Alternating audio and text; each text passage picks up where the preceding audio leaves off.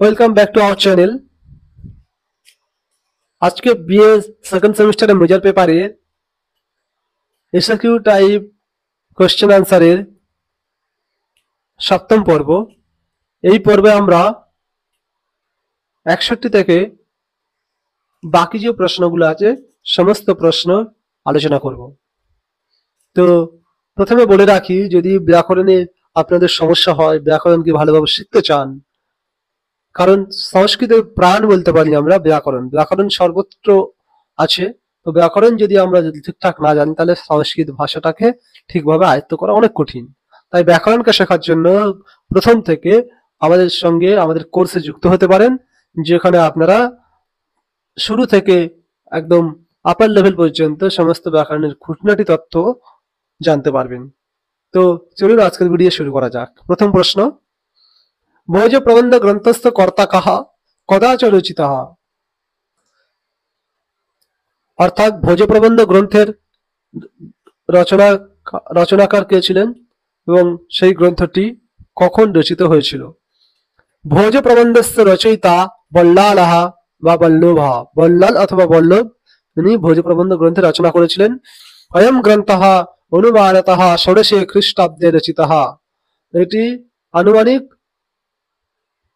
ষোড়শ শতকে রচিত হয়েছিল। পরবর্তী প্রশ্ন, ভোজ প্রবন্ধ গ্রন্থস্থ বিষয়ম বর্ণয়। ভোজ প্রবন্ধে গ্রন্থের বিষয় কি? ধারারাজস্য প্রসিদ্ধ রাজা ভোজ হস্ত কেন্দ্রভূত। ধারাপতি বা ধারা একটি প্রদেশের নাম ছিল, সেই প্রদেশের রাজা, প্রসিদ্ধ রাজা ছিলেন ভোজ। তাঁর জীবনচরিত এই গ্রন্থের বিষয়বস্তু। অত্র কথাকারেণ দেশকালয়োঃ ঔচিত্যম লঙ্ঘ্য ইতিহাস প্রসিদ্ধাঃ কালিদাস ভবভূতি মাঘো মল্লিনাথাদয়ঃ তস্য রাজসভায়াম নীতাঃ। অর্থাৎ এখানে কি হয়েছে, কথাকার অর্থাৎ যিনি লেখক, তিনি কি করেছেন, দেশ কালের ঔচিত্য যথাযথ অতিক্রম করিয়া, লঙ্ঘ মানে অতিক্রম করিয়া, ইতিহাস প্রসিদ্ধ কালিদাস, ভবভূতি, মাঘ, মল্লিনাথ এই সমস্ত যে কবি ছিলেন তাদের রাজসভায় এনেছিলেন। দৃশ্যতে যৎ সর্বে শশা কবিগুণৈ ভোজ রাজানাম তোষয়িত্বা যথাযোগ্যং পারিতোষিকং প্রাপ্নুবন্তি। দেখা যায় যে সমস্ত কবিরা নিজ নিজের কবি গুণের দ্বারা ভোজ রাজাকে সন্তুষ্ট করিয়া যথাযোগ্য উপহার বা উপঢৌকন পেয়েছিলেন। এসা ভোজ প্রবন্ধস্য বিষয়, এটি হলো ভোজ প্রবন্ধের বিষয়। অর্থাৎ কালিদাস, ভবভূতি, মাঘ, মল্লিনাথ এই সমস্ত কবিগণ তারা সবাই এই ভোজ রাজার রাজসভায় এসেছিলেন এবং নিজেদের নিজ নিজ কবিত্ব গুণ বা তাদের যে শৈলী, সেই কবিত্ব গুণ দিয়া রাজা ভোজকে পরিতুষ্ট করে নিজের পারিতোষিক অর্থাৎ পুরস্কার এখান থেকে পেয়েছিলেন ভোজের কাছ থেকে। এই গ্রন্থের বিষয় সেটি। কথারণব গ্রন্থস্য কর্তা কাহা। কথারণব গ্রন্থের কর্তাকে। তস্মিন কতি কথাঃ সন্তি, সেখানে কতগুলি কথা আছে?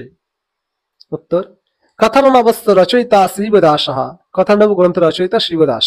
अस्मिन् মূর্খো ভণ্ড ধূর্ত তস্করাদি চরিত্র যুক্তাঃ পঞ্চত্রিংশৎ কথা সংগৃহীতাঃ। এখানে মূর্খ, ভণ্ড, ধূর্ত মানে চালাক, তস্কর মানে চোর ডাকাত, এই সমস্ত চরিত্রযুক্ত 35টি কথা সংকলন আছে। পরবর্তী প্রশ্ন, কথাকোশ অথবা বৃহৎ কথা কোশ গ্রন্থস্য কর্তা কাহা। কথাকোশ অথবা বৃহৎ কথা কোশ গ্রন্থের কর্তা কে ছিলেন? গদ্যে উত পদ্যে রচিতঃ তস্মিন কতি কথা বর্ণিতাঃ। গদ্যে এবং পদ্যে রচিত কোনটি? অর্থাৎ প্রশ্ন করছে গদ্যে না পদ্যে রচিত এটি। তস্মিন কতি কথা বর্ণিতা, সেখানে কতগুলি কথা বর্ণিত হয়েছিল। কথাকোশম বা বৃহৎ কথাকোশম আচার্য হরিষেণ রচয়ামাস। অর্থাৎ কথাকোশ বা বৃহৎ কথা আচার্য হরিষেণের দ্বারা রচিত হয়েছিল। অয়ম গ্রন্থ আদ্যপান্তম শ্লোকই পদ্য রূপেণ রচিতঃ। এই গ্রন্থটি আদ্যপান্ত অর্থাৎ শুরু থেকে শেষ পর্যন্ত শ্লোকের দ্বারা পদ্যরূপে রচিত হয়েছিল। অস্মিন 157 অর্থাৎ 157টি কথা বর্ণিতাঃ। এখানে 157টি কথা বর্ণিত হয়েছে। পরবর্তী প্রশ্ন, কথাকোশ গ্রন্থ কতি খ্রিস্টাব্দে রচিতঃ। কথাকোষ গ্রন্থটি কত সালে রচিত হয়েছিল? তস্য কথানাম চরিত্রাণি কে, সেই কথার চরিত্র কারা ছিলেন? হরিশনস্য কথাকোষ 132 খ্রিস্টাব্দে রচিত হয়েছে, 932 খ্রিস্টাব্দে। হরিশনের কথাকোষ 932 খ্রিস্টাব্দে রচিত হয়েছিল। अस्य कथासु चाणक्य वरदुच्चादयः ইতিহাস প্রসিদ্ধ ব্যক্তয়ः চরিত্ররূপেণ দৃশ্যন্তে। এখানে চাণক্য, বরদুচি এই সমস্ত ঐতিহাসিক খ্যাতনামা ব্যক্তিদের চরিত্র এখানে দেখা যায়। পরবর্তী প্রশ্ন, সংস্কৃত কথা সাহিত্যে দ্বৌ অল্প প্রসিদ্ধ গ্রন্থ তথা তয়োঃ কর্তার নির্দেশ। দুটি অল্প প্রসিদ্ধ গ্রন্থের নাম এবং তাদের লেখকের নাম বলতে বলেছে এখানে। দ্বৌ অল্প প্রসিদ্ধ গ্রন্থ স্তঃ প্রবন্ধ চিন্তামণি, একটি হলো প্রবন্ধ চিন্তামণি তথা প্রবন্ধ কোশঃ। প্রবন্ধ চিন্তামণেঃ কর্তা মেরুতুঙ্গঃ। প্রবন্ধ চিন্তামণির কর্তা কে ছিলেন? মেরুতুঙ্গ। প্রবন্ধ কোশস্য কর্তা রাজশেখর সূরি, এবং প্রবন্ধ কোশের কর্তা হলেন রাজশেখর সূরি। পরবর্তী প্রশ্ন, প্রবন্ধ চিন্তামণি গ্রন্থস্য রচনা কালম নির্দিশ, অর্থাৎ প্রবন্ধ চিন্তামণি গ্রন্থের রচনা কালের নির্দেশ করতে বলেছে। তস্য সংরচনাম বিষয়ঃ চ বর্ণনা, তাই যে সমস্ত বিষয় আছে এখানে সেই বিষয়গুলি বর্ণনা করতে বলেছে। প্রবন্ধ চিন্তামণি 1306 খ্রিস্টাব্দে রচিত হয়েছিল, 1306 খ্রিস্টাব্দে প্রবন্ধ চিন্তামণি রচিত হয়েছিল। অয়ম গ্রন্থ পঞ্চসু খণ্ডেষু অথবা প্রকাশেষু বিভক্তঃ।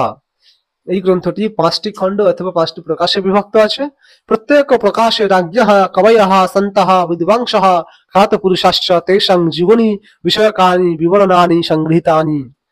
প্রত্যেক প্রকাশে রাজা, কবি, সন্ত মানে সাধু ব্যক্তিদের, বিদ্বাংস মানে বিদ্বানদের, খ্যাত পুরুষের মানে যাদের খ্যাতি হয়েছে খ্যাতিমান পুরুষদের কথা এবং জীবন কাহিনী, সেই বিবরণ এখানে সংগৃহীত হয়েছে। পরবর্তী প্রশ্ন, সিংহাসন দাত্রংশিকায়াः অনুকরণেন রচিতে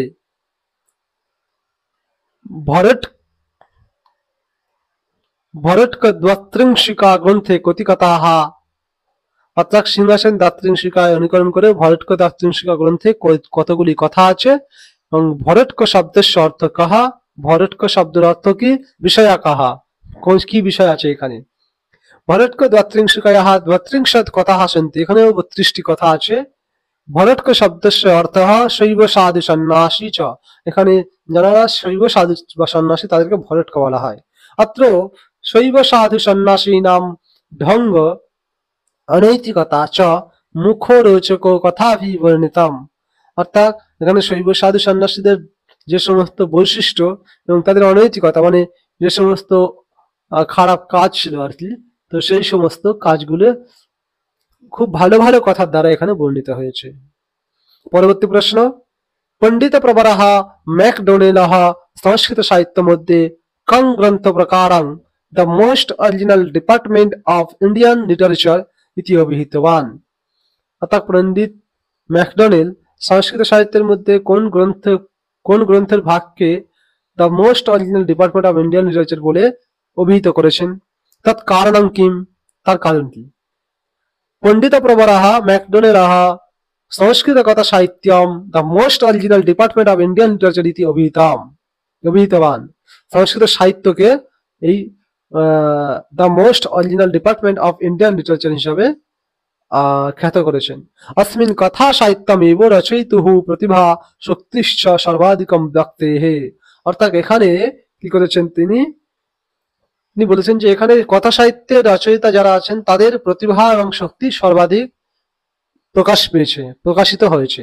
অত্র বস্তুনিষ্ঠ বোধঃ, অর্থাৎ বস্তু সম্বন্ধে বোধ, হাস্য ভাবঃ অর্থাৎ হাসির ভাব, জীবন বোধঃ জীবন সম্বন্ধে বোধ, মানবীয় রসশ্চ এবং মানুষের যে সুখ দুঃখ যে রস সেই সমস্ত রসের যথার্থ প্রকাশা দৃশ্যতে, যথার্থভাবে প্রকাশিত হয়েছে।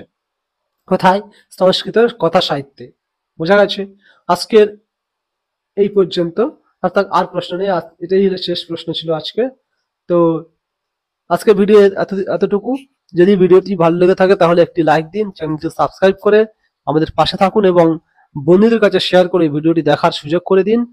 আর যদি আমাদের ব্যাকরণের গ্রুপে যুক্ত হতে চান তো আমাদের স্ক্রিনে দেওয়ার নম্বরে কন্টাক্ট করুন, আমাদের ব্যাকরণ গ্রুপে যুক্ত হতে পারবেন। খুবই অল্প টাকার বিনিময়ে আপনারা ব্যাকরণের শুরু থেকে শেষ পর্যন্ত সবকিছু শিখতে পারবেন। আশা করছি আপনারা প্রয়োজন হলে তাহলে আপনারা যুক্ত হতে পারেন। তো ততদিন পর্যন্ত ভালো থাকবেন, সুস্থ থাকবেন। ধন্যবাদ।